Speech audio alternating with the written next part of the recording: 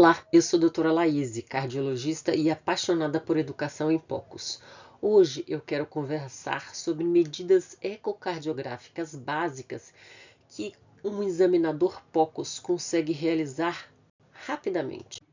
Na tabela à esquerda, vemos a lista de 5 cortes que te possibilitam fazer medidas bem básicas ao estudo POCUS. E à direita, 5 diagnósticos nos quais estas medidas são úteis.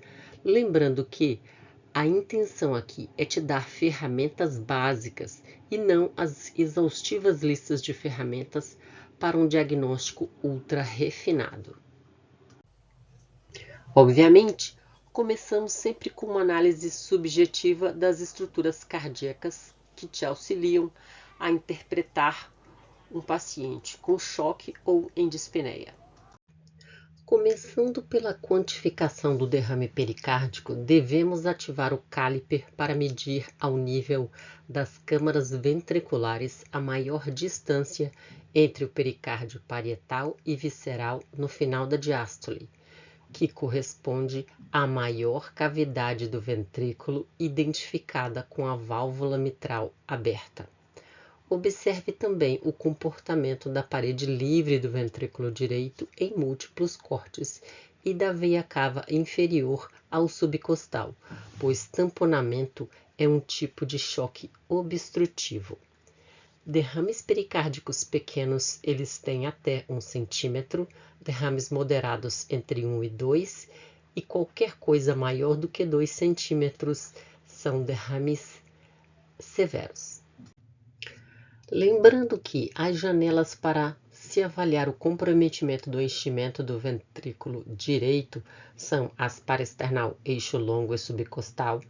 Comprometimento do enchimento do átrio direito corresponde à apical 4 câmaras e subcostal. Enquanto que, para realizar as medidas do derrame, você pode fazer na paraesternal eixo longo e também no subcostal.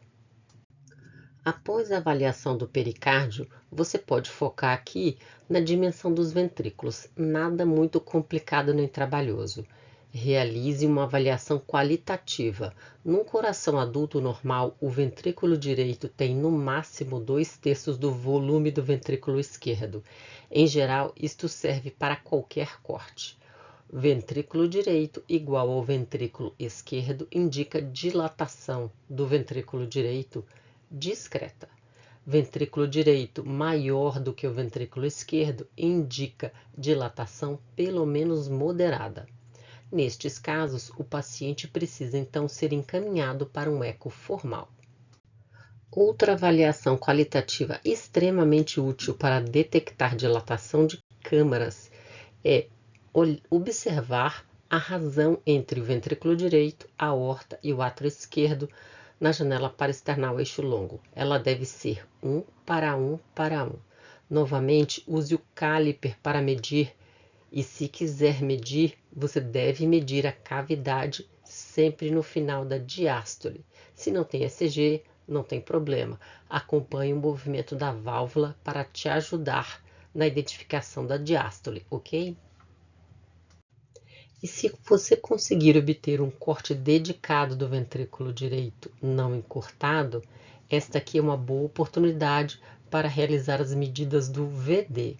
Existem 3 delas, 2 transversais, uma logo acima do anel tricúspide e a outra a nível da banda moderadora.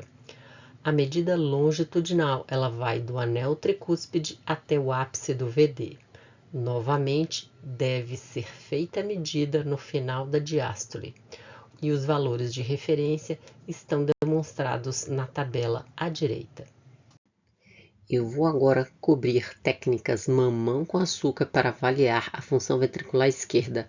Nada muito complexo, pois é tarefa do especialista graduar a disfunção ventricular como discreta, moderada ou grave, e, se houver, localizar também déficit de contratilidade segmentar.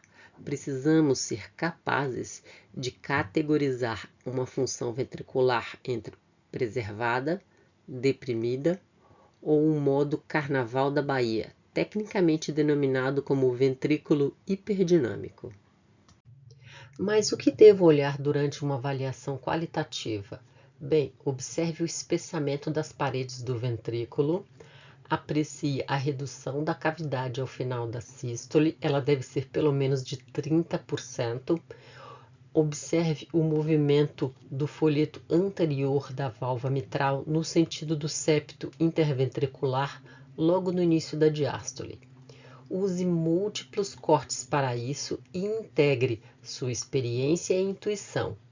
Espere tropeços, especialmente em doenças isquêmicas. Especialistas demoram meses para se tornarem aptos a avaliar alteração segmentar.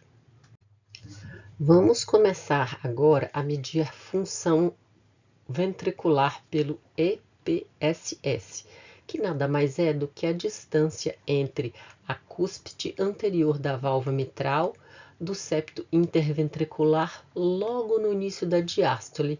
Isso pode ser medido ao modo M ou ao bidimensional. E se o valor encontrado for maior do que 11 milímetros, certamente a disfunção contrátil do ventrículo esquerdo. Entre 8 e 11 milímetros, você está numa zona cinzenta. E se for 7 ou menos, o coração está de boa.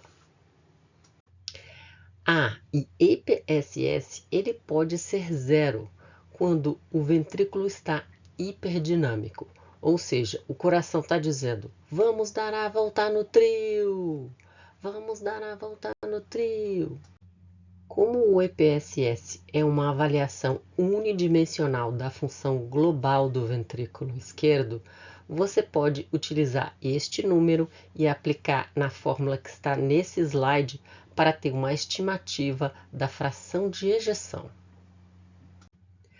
É importante frisar que em ecocardiografia, as quantificações de função ventricular utilizando o modo M, elas não são o standard, pois elas usam uma única dimensão para avaliar uma estrutura complexa como os ventrículos, mas eles podem representar com moderada acurácia uma função globalmente normal ou globalmente anormal.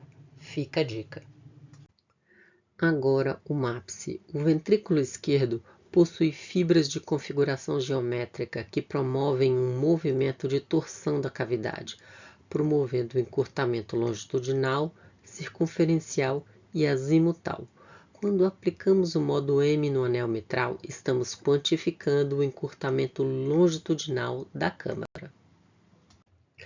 MAPS deve ser medido no anel lateral da válvula mitral para evitar a interferência das fibras do ventrículo direito.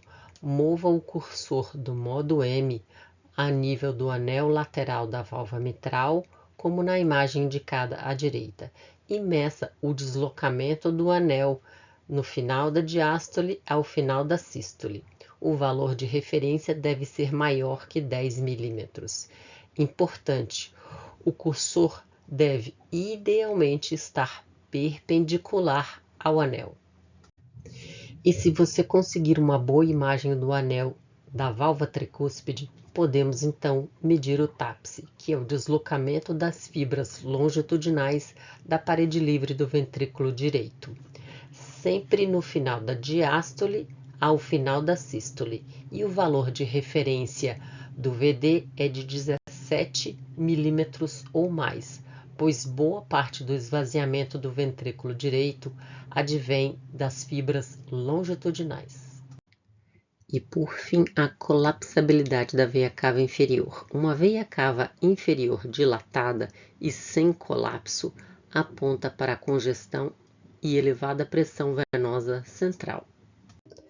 No entanto, veia cava inferior fina e que colapsa mais do que 50% sugere baixa precarga. Sempre avalie o contexto e o padrão da veia cava funciona bem em casos extremos. Zonas cinzentas requerem um estudo pulmonar e uma correlação com a função ventricular. Existem equipamentos que medem a veia cava inferior automaticamente. Mas se este não for o seu equipamento, faça uma análise qualitativa para ganhar tempo, pedindo ao paciente para performar um movimento inspiratório lento e profundo. Mas se for medir, você pode utilizar o modo M ou o bidimensional. O índice de colapsabilidade corresponde à razão entre o maior e o menor diâmetro dividido pelo maior diâmetro. Pacientes sob ventilação espontânea, o maior diâmetro é evidenciado ao final da expiração. Agora vamos falar da aorta ascendente. Uma aorta maior do que 4 centímetros é um problema estrutural associado a risco de ruptura e dissecção, que precisa de acompanhamento. Diâmetro aórtico moderadamente elevado em pacientes instáveis são um sinal de alerta. Lembre-se das patologias agudas da aorta, como dissecção, hematoma e úlcera penetrante. O nosso singelo estudo pode detectar, mas jamais tem a capacidade de descartá-las. Somente lembrando complicações associadas à dissecção são insuficiência aórtica e derrame pericárdico com ou sem tamponamento. Técnica de aferição. Janela paraesternal alta ao final da diástole. Um quadro antes da abertura da válvula aórtica como referência. Então, o primeiro caliper vai na primeira linha branca fora do vaso e o segundo caliper repousa na primeira linha branca dentro da luz da aorta. Dica importante: otimize sua imagem 2D e aplique o zoom. Todas as medidas básicas explicadas aqui, elas são aplicáveis no atendimento do paciente crítico em PCR e fibrilação ventricular. Nas paradas, eu sugiro apenas aplicar quando se sentir confiante em adquirir janelas rapidamente e se houver tempo para tal. Aplique a mesma rotina de avaliação todas as vezes para não perder nada. Procure por atividade miocárdica, avalie o pericárdio, avalie o tamanho relativo das câmaras, a contratilidade ventricular e, em caso de dúvida sobre a volemia, interrogue também os pulmões. Agora eu quero ouvir de você, qual dessas medidas você já aplica durante o seu estudo POCUS? E se este conteúdo te ajudou, deixe o seu like e me ajude a ajudar mais pessoas compartilhando este vídeo. Se inscreve no canal se ainda não for inscrito. No próximo vídeo eu vou falar sobre estratégias para escolher um transdutor portátil. Espero que tenham gostado e te encontro na próxima sessão.